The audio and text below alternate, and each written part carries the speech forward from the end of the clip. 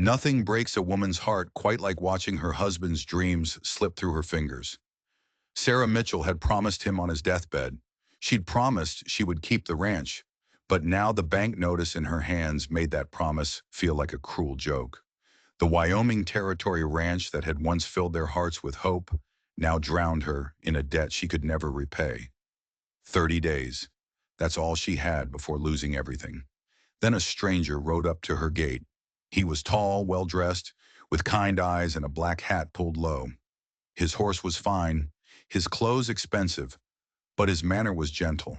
He dismounted and walked to her porch with the confidence of a man who knows what he wants. His offer was simple. He would pay every debt, save her ranch, and ask for only one thing in return: her hand in marriage. But could a grieving widow trust a man who seemed too good to be true? What do you think she should do? Drop a comment below. And if this story touches you, make sure you're subscribed, because what happens next will change everything. The morning sun cast long shadows across the Mitchell ranch. It stretched from the weathered barn to the modest farmhouse where Sarah sat staring at the foreclosure notice. The paper trembled in her hands.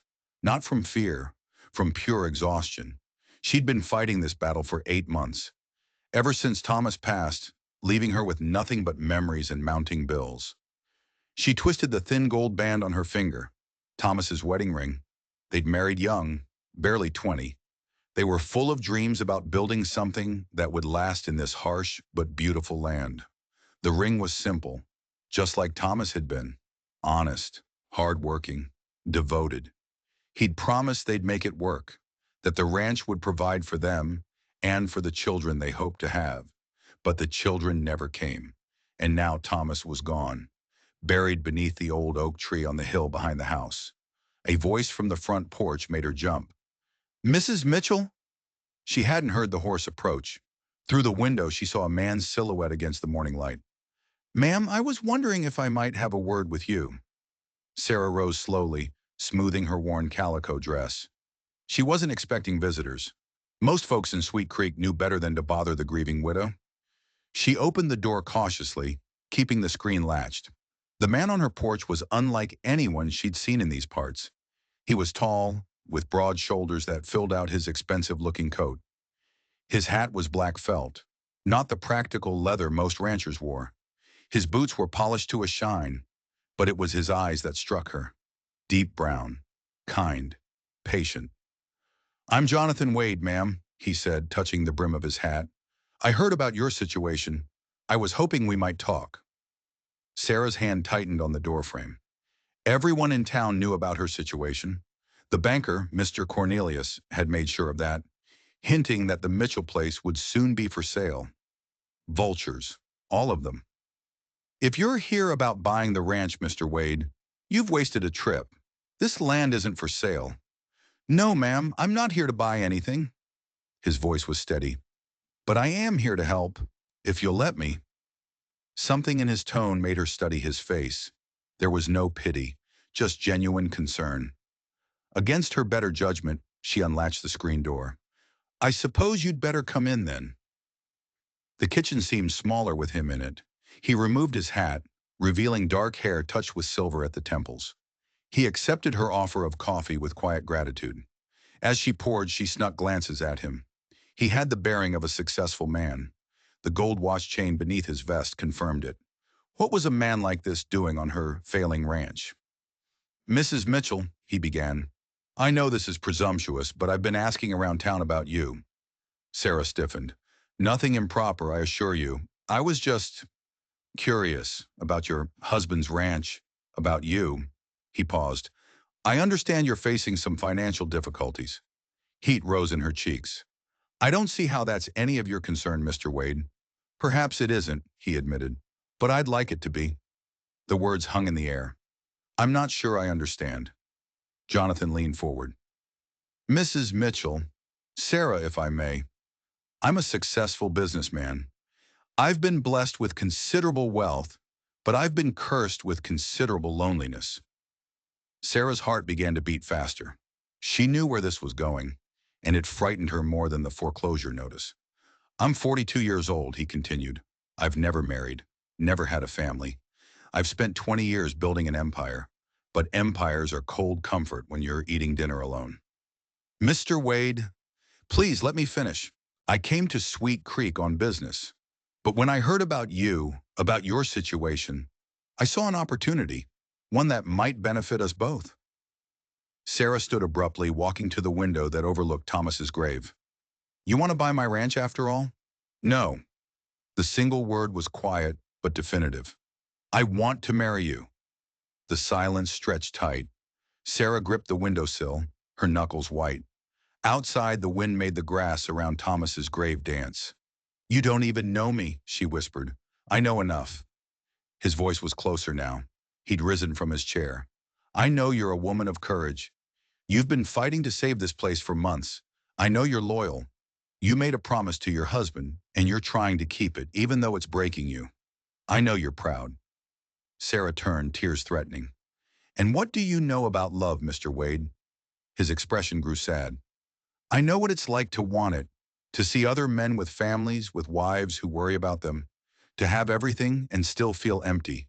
So you thought you'd just buy yourself a wife? No, he said, his tone softening. I thought I might offer a practical arrangement. You need financial security.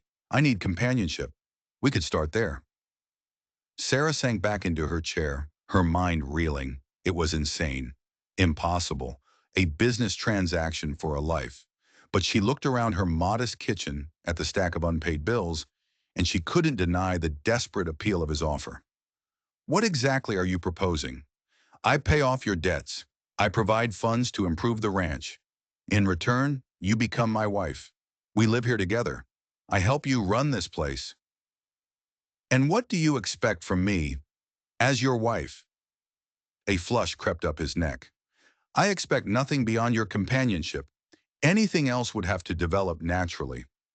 I'm not asking you to love me, Sarah. I'm asking you to give us both a chance. Sarah stared at him. Part of her wanted to laugh. Part of her wanted to cry with relief. And part of her, the part drowning in desperation, wanted to say yes before she could change her mind. I need time to think. Of course, he said, standing. I'm at the hotel in town. When you've made your decision, you can find me there. He paused at the door. Sarah, your husband would want you to be happy. Sometimes honoring the dead means choosing to keep living. After he left, Sarah sat alone as the sun climbed higher. She looked at Thomas's ring, then at the foreclosure notice, then out at the grave on the hill. For the first time in months, she felt something other than despair. It wasn't hope, not yet. It was possibility. Strange, frightening, utterly unexpected. And she had to decide if she had the courage to reach for it. 3 days later, Sarah walked into the Sweet Creek Hotel. 3 days of sleepless nights, of weighing impossible choices. 3 days of asking questions to a grave that only answered with the whisper of wind. Mrs. Henderson, the proprietor, looked up. Mrs. Mitchell, how can I help you? I'm looking for Mr. Wade, Jonathan Wade. Room 12, dear. Shall I send word? Please. Sarah took a seat, smoothing the blue cotton dress Thomas had always liked. Her hands trembled. In her bag was the marriage contract Jonathan had left her. It read more like a business partnership than a love affair, which made it easier to consider. Mrs. Mitchell. She looked up. Jonathan was descending the stairs, his expression carefully neutral, but she saw a flicker of hope in his eyes. Mr. Wade, she said, rising, I've made my decision. They sat in a quiet corner. I'll accept your proposal, she said. The relief on his face was so profound, it made her wonder just how much this meant to him. I'm honored, Sarah. I have conditions. Name them. I want to be buried next to Thomas. That ground must never be sold. I want to keep running the ranch operations. You can advise, but the decisions are mine. And if this doesn't work, you'll provide enough for me to start over. I won't be left destitute again. Jonathan leaned forward. Sarah, you'll never be destitute. Whether this marriage works or not, you have my word. She searched his face for any sign of deception. She found only sincerity. Then I suppose we should make this official. The ride to the courthouse drew stares.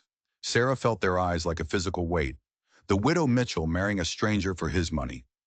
Judge Morrison performed the ceremony in his chambers. It was brief. businesslike. A stark contrast to her first wedding, with its flowers and music and Thomas grinning like he'd won the lottery. When the judge pronounced them husband and wife, Jonathan leaned down and kissed her cheek, a chaste, respectful gesture that somehow made it all real. She was married again, to a stranger, for money. Well, Jonathan said as they signed the certificate, I suppose that makes it official. The ride back to the ranch, their ranch now, was quiet. Sarah stole glances at the man beside her, her husband. About the sleeping arrangements, she said, her cheeks flaming. I'll take the spare room, he said gently. I saw it when I was here. It'll suit me fine. Relief flooded through her. He pulled the buggy to a stop in front of the house. I meant what I said, Sarah. This arrangement moves at whatever pace feels right to you. I'm a patient man. That evening, they sat across from each other at the kitchen table like polite strangers. He had insisted on cooking, and the meal was surprisingly good. Tell me about your business interests, she said, trying to make conversation. Cattle mostly, some mining, railroad expansion. He cut his beef with methodical precision. And you? She asked. What should I know about you? His expression grew guarded. I'm a simple man. I work hard. I keep my word. I've made mistakes, but I try to learn from them. That's not really an answer. It's the only one I can give you right now, he said, his voice firm but gentle. We both have pasts, Sarah. Mine is more complicated, but I promise you this. Nothing in my past will bring harm to you or this ranch. She wanted to push, but something in his eyes stopped her. Later that night, she lay in the bed she'd shared with Thomas, listening to the unfamiliar sounds of another person in her house. The thought should have terrified her, but instead she felt something she hadn't experienced in months. Security. Tomorrow her debts would be paid. The ranch would be safe. It wasn't love, but it was hope, and for now that was enough. The first week of their marriage was like learning a new dance. They moved around each other carefully, politely, trying not to step on each other's toes. Jonathan rode into town and settled every debt. In cash. The look on the banker's face was worth months of worry. Soon half the town was riding past the ranch, hoping for a glimpse of the mysterious wealthy husband. Let them look, Jonathan said mildly. We'll give them something harmless to talk about. But Sarah felt their stares. She was no longer the tragic widow. She was the woman who'd married for money. Jonathan seemed not to care. He spent his days walking the property, examining fences, counting cattle. He carried a small leather journal, recording his observations in neat, precise handwriting. Sarah found herself curious about that journal, but was too proud to ask. The north pasture needs new fencing, he announced one morning. Sarah bristled. I know what needs fixing, Jonathan. I didn't mean to imply otherwise, he said, his tone even. I was simply offering to arrange for the work. I can arrange it myself. Of course you can. But why should you have to? It was a reasonable question, but independence had been her lifeline. The idea of surrendering it felt dangerous. What if we compromise, he suggested. You decide what needs doing. I'll provide the means. The arrangement worked. She hired local men to repair the barn roof and fix the fences. Having the resources to pay fair wages felt like a luxury. Jonathan proved to be surprisingly useful. He wasn't afraid of physical work. Sarah watched him one morning, helping with the roofing, his expensive coat discarded, his hands sure and capable as he hammered shingles. Your husband's quite the worker, the foreman commented. Don't see many businessman types who ain't afraid to get their hands dirty. No, Sarah agreed, realizing she still knew very little about where he'd acquired such skills. That evening, she decided to risk a more personal question. You seem to know a lot about ranching. He looked up from his journal. I started with cattle. Everything else came later. Where? Texas originally, then Colorado. He returned to his writing, signaling the subject was closed. Sarah felt a familiar frustration. It was like living with a man-shaped puzzle. The breakthrough came unexpectedly. A heifer got tangled in old wire near the creek, panicked and thrashing. Jonathan appeared beside her. Easy there, girl, he murmured, his voice low and soothing. His hands moved with practiced efficiency, untangling the wire while keeping the animal calm. Within minutes, the heifer was free. Where did you learn to do that? Sarah asked, impressed. My father's ranch in Texas, he said, examining a cut on his own hand. What happened to the ranch? His expression darkened. Sold it. After my father died, I had no reason to stay. There was old pain in those words. Sarah recognized it because she carried similar wounds. I'm sorry, she said quietly. He looked at her then, and for a moment, the barriers he kept up seemed to thin. It was a long time ago, but thank you. They walked back to the house together, and Sarah realized something had shifted. The formal politeness was softening into something more genuine. That night, she thought about the way he'd handled the frightened heifer. Not with force, but with a steady gentleness that earned its trust. She wondered if he was applying the same approach to her. The thought was both comforting and unsettling. Comfort was dangerous. But as she listened to Jonathan moving in his room down the hall, she had to admit that the distance between them was beginning to feel more like a barrier than a protection. Change was coming. Whether she was ready for it or not, the emotional breakthrough came on a crisp autumn morning. Sarah was at Thomas's grave, a weekly ritual. She knelt beside the simple wooden cross, replacing the wilted wildflowers with fresh ones. The wood was weathered, the letters of his name beginning to fade. It would need to be replaced soon, a finality she wasn't ready for. I married him, Thomas, she whispered to the grave. The man I told you about, Jonathan Wade, I think. I think you'd like him. He's good to me, patient. He saved the ranch. The wind stirred the grass, and she imagined she could hear forgiveness in its whisper. She'd been carrying guilt about the marriage for weeks, feeling like a betrayal. But she remembered something Thomas had said during his final illness. Promise me you won't spend your life mourning, Sarah. Promise me you'll find a way to be happy again. She'd promised, but she'd never believed it was possible. Now something that wasn't despair was stirring in her chest. Mrs. Wade, Sarah turned. Jonathan stood a respectful distance away, his hat in his hands. I'm sorry, he said. I didn't mean to intrude. It's all right, she said, brushing dirt from her skirts. I was just visiting. His gaze moved to the weathered cross, his expression full of understanding. I used to do the same thing after my father died. Go out to his favorite spot and just talk to him. Did it help? For a while. The cross is getting weathered, he said gently.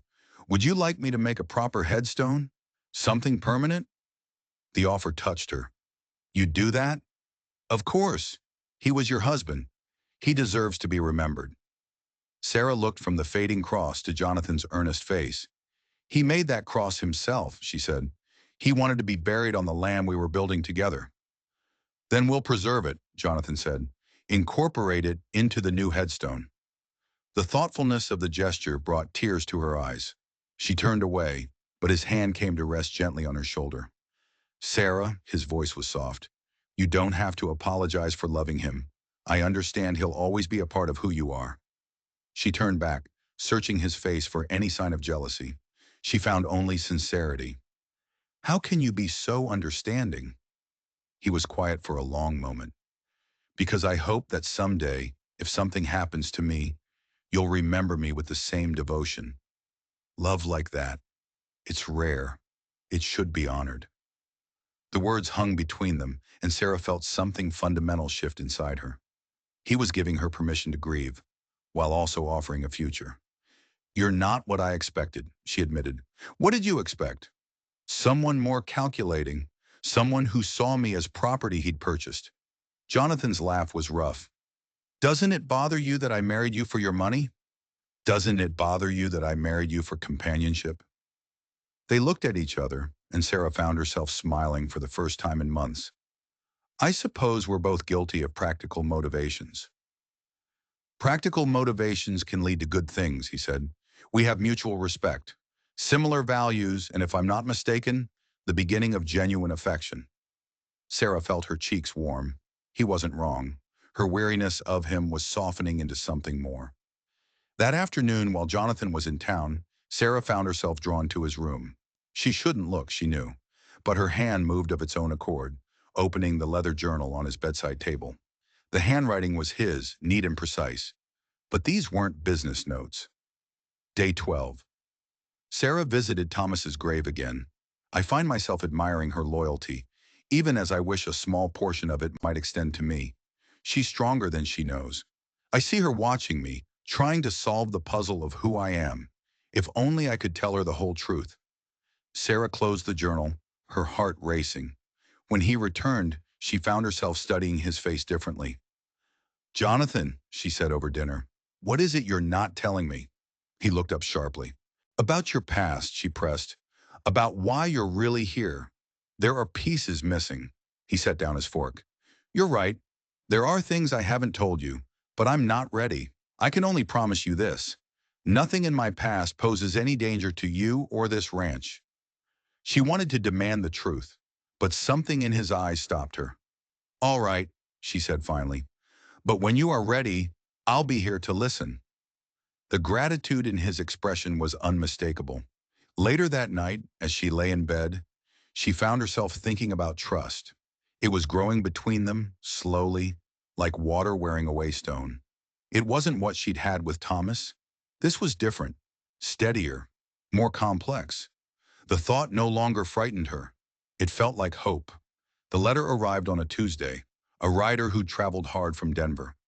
Sarah was hanging laundry when she saw the dust cloud. Something about the urgency made her stomach clench. Jonathan emerged from the barn, his expression alert. The rider dismounted. "You, Jonathan Wade?" "I am." The man handed over a sealed envelope. "From Denver. Urgent." Jonathan's face went blank as he took it. He tipped the messenger, sent him toward the house for rest, and then stood there, turning the envelope over in his hands. "Business trouble?" Sarah asked. "Possibly. I need to read this privately." The dismissal stung. She returned to her laundry, but her attention remained fixed on Jonathan as he walked into the house. The letter clutched like a weapon. An hour passed before he emerged. The easy confidence was gone, replaced by something that looked like resignation. "Sarah," he called from the porch, "we need to talk." Those words never brought good news. "What is it?" she asked, following him into the kitchen. He stood by the window staring out. When he turned, she saw genuine anguish on his face. "I have to leave for Denver tomorrow." "For how long?" "I don't know. Possibly. For good." The words hit her like a physical blow. "What's happened?" He sat across from her, the open letter on the table. "Complications with my business. Legal complications. I may need to liquidate assets, possibly face charges." "What kind of charges?" He was quiet for a long time. "Fraud," he finally whispered. "Embezzlement. Activities that allegedly took place before I came here." "Allegedly? They aren't true." "The charges aren't true, Sarah, but proving that may be difficult." She stared at him, trying to reconcile this with the man she'd come to know, the gentle rancher, the man who'd honored her husband's memory. "Tell me what really happened." His laugh was bitter. "Why would I tell you the truth now, when I've kept it from you all this time?" "Because I'm your wife. Because I deserve to know." He took a deep breath. "All right, but once I tell you, you'll understand why I may have to leave and never come back." Her heart clenched, but she stayed silent. "I wasn't entirely honest about my past," he began, pacing. "I worked for men who needed. Problems solved quietly. Men who'd been cheated, swindled. I recovered what was stolen. I made sure cheaters faced consequences." A chill went up her spine.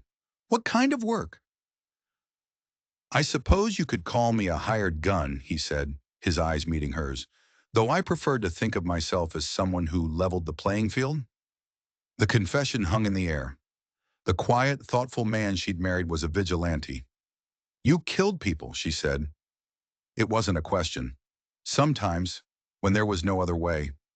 "I never killed anyone who didn't deserve it, Sarah. But there was blood on my hands when I came here." Her mind reeled. "And now someone's coming after you." "The letter is from my former employer, Marcus Beaumont. He's been arrested. He's trying to reduce his sentence by providing information." "About me?" "What will you do?" "Go to Denver. Try to contain the damage." He looked at her, his expression haunted. "But Sarah, if I can't resolve this, I'll have to disappear permanently. I won't bring federal marshals to your door." "And what about me? Our marriage?" "You'd be free." The ranch is in your name now. You'd be financially secure. The practical arrangements laid out so calmly while her world collapsed. She wanted to scream. Instead, she asked the one question that mattered most. Did you ever care about me at all? Or was I just a convenient place to hide? The pain that flashed across his face was her answer. I came here to disappear, he admitted. That's true, but I didn't expect you. I didn't expect to find someone worth staying for. I didn't expect to fall in love. The words should have brought joy. Instead, they felt like a knife twisting in her chest. Love built on lies isn't love at all, Jonathan. No, he agreed quietly. I suppose it isn't. They sat in silence as the afternoon faded. Two people who'd found something precious, only to discover it was built on sand. Jonathan left before dawn.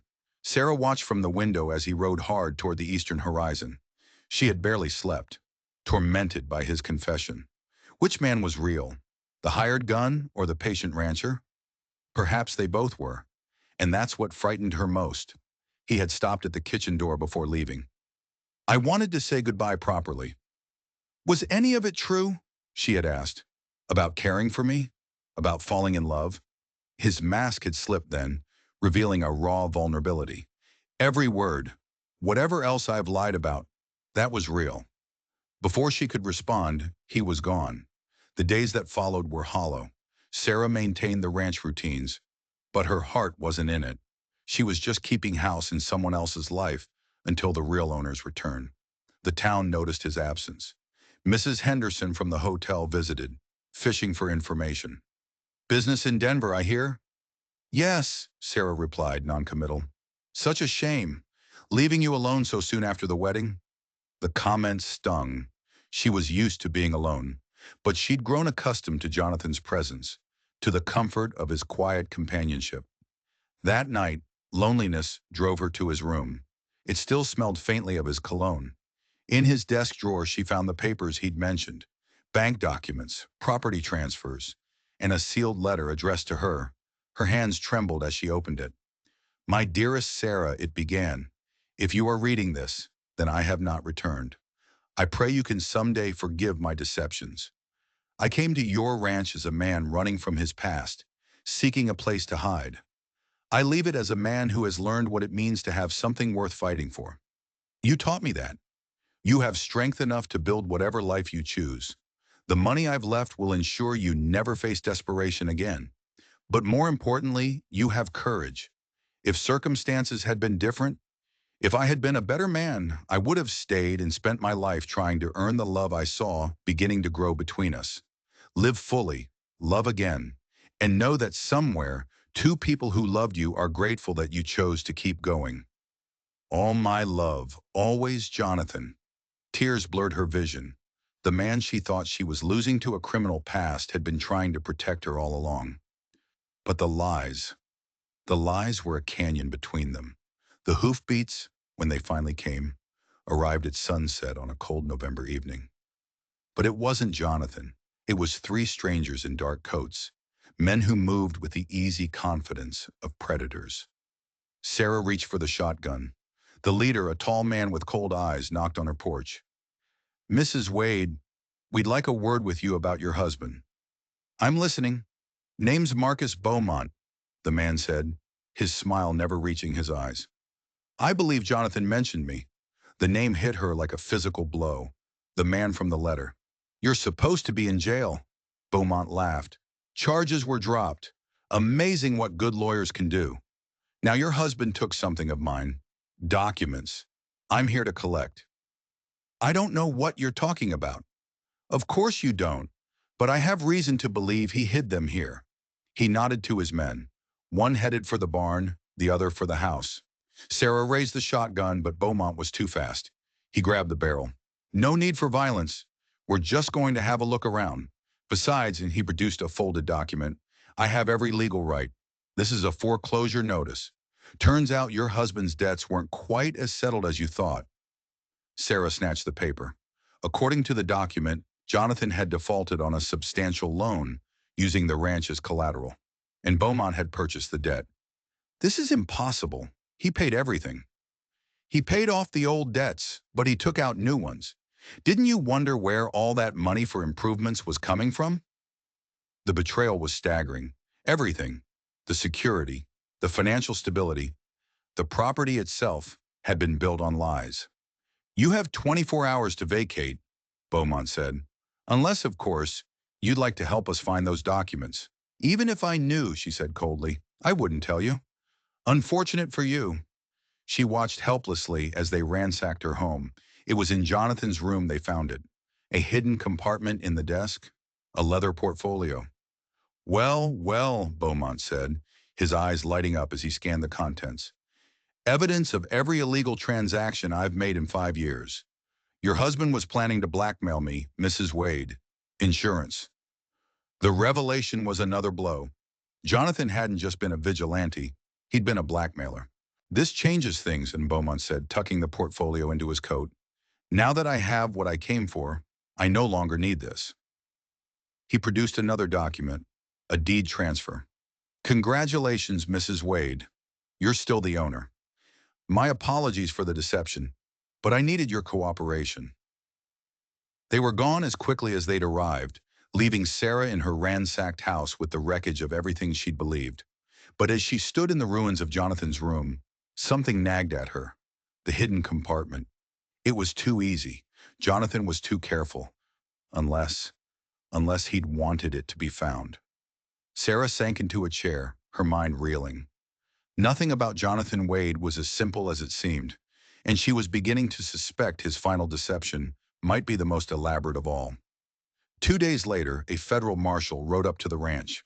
Sarah met him on the porch, shotgun in hand. Mrs. Wade, the young man said, I'm Deputy Marshal Tom Brennan. I have difficult news about your husband. I know, she said, her voice flat. He's dead. Brennan looked surprised. Yes, ma'am. Apparent suicide 3 days ago. He left this for you. He handed her a sealed envelope. Dead. The word was so final. How? She whispered.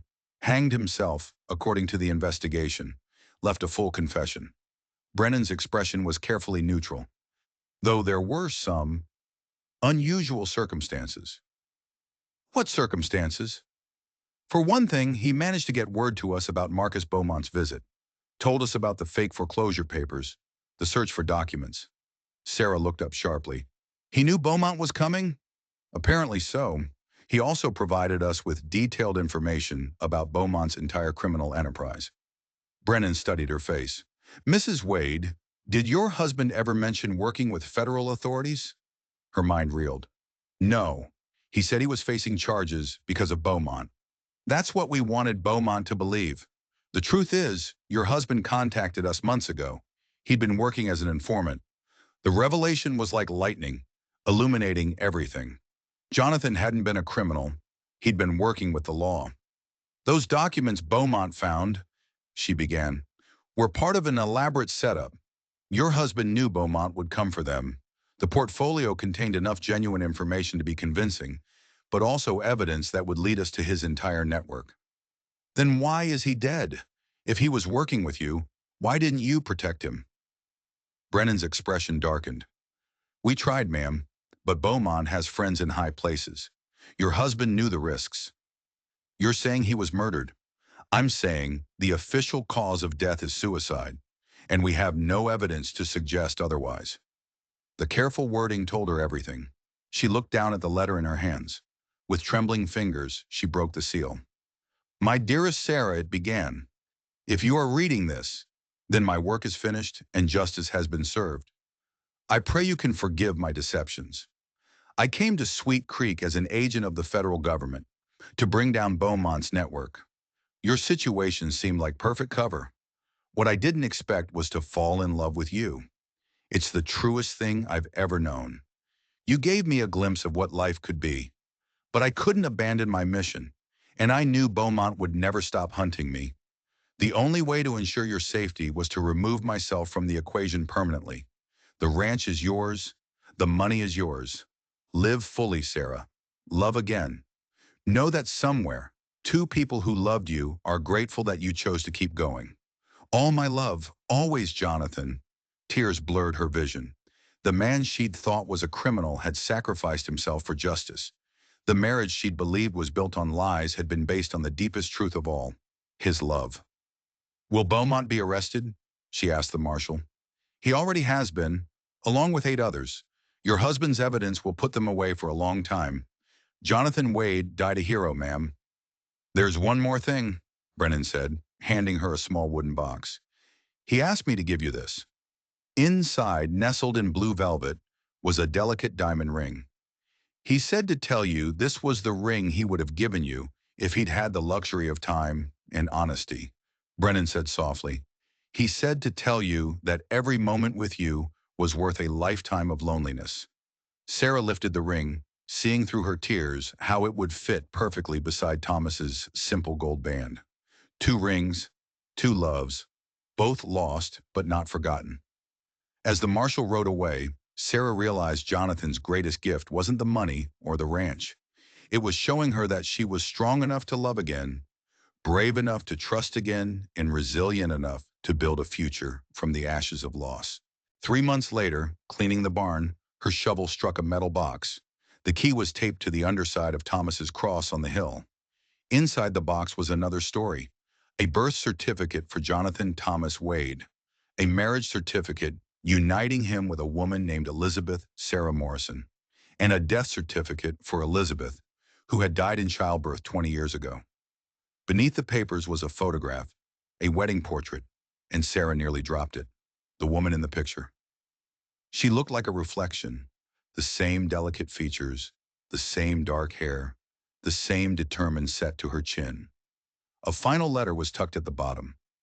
"My beloved Sarah," it read, "if you are reading this, you have found the last of my secrets. I came to you seeking redemption. I failed Elizabeth, my first wife. I was away when she died, and I've carried that guilt for 20 years. When I heard your story, I saw a chance to do for you what I couldn't do for her. But from the moment I saw you, I knew this wasn't about redemption. You weren't Elizabeth. You were Sarah. You showed me kindness. You gave me hope. The love I felt for you was real, separate from my past. You are your own woman, strong and brave and beautiful. Live fully. Love again." A year later, a woman arrived at the ranch. She was tall, elegant, with Jonathan's eyes. "I'm Catherine Morrison," she said. "I believe you knew my brother. Elizabeth's sister, Jonathan's sister-in-law. She'd been his first wife's dearest friend. They'd been estranged for years, ever since Elizabeth's death." She handed Sarah a sketchbook. It was filled with Jonathan's drawings. The first pages were of Elizabeth, captured in dozens of loving moments. Then gradually the sketches changed. They were of Sarah, hanging laundry, cooking dinner, sitting on the porch. The final sketch was of them together, at the kitchen table, her hand resting on his. "You gave my brother peace," Catherine said. "The man who drew these pictures was the man he used to be, before grief changed him." 5 years later, Sarah stood on the hill between 2 graves. One marked Thomas Mitchell, the other Jonathan Wade, federal agent, who had found his way home. The ranch was prospering. It had become a sanctuary for people who needed a second chance. She had learned from Jonathan that the most important investment was in human dignity. "Mrs. Wade?" She turned. It was Jake Morrison, her foreman. A good man, kind and honest.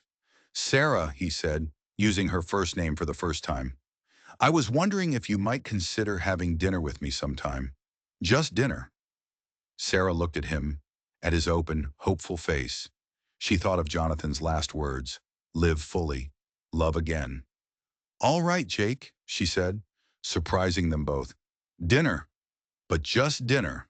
I can't promise anything more." His smile was radiant. "Just dinner is more than enough to start with." As they walked back toward the house, Sarah thought about the different kinds of love she'd known. Thomas, her first love, full of youthful dreams. Jonathan, a complex love, tempered by loss and sacrifice. What she might find with Jake would be different again. Calmer, built on friendship. It wouldn't diminish what she'd had before. It would just be a new chapter. In the kitchen, where so much of her story had unfolded, Sarah began to prepare dinner for 2. It wasn't the ending she'd once imagined, but it was an ending she could embrace with hope. The best stories never really end. They just begin again. This story shows that love and truth can come in the most unexpected ways. If you believe in second chances, let us know in the comments below.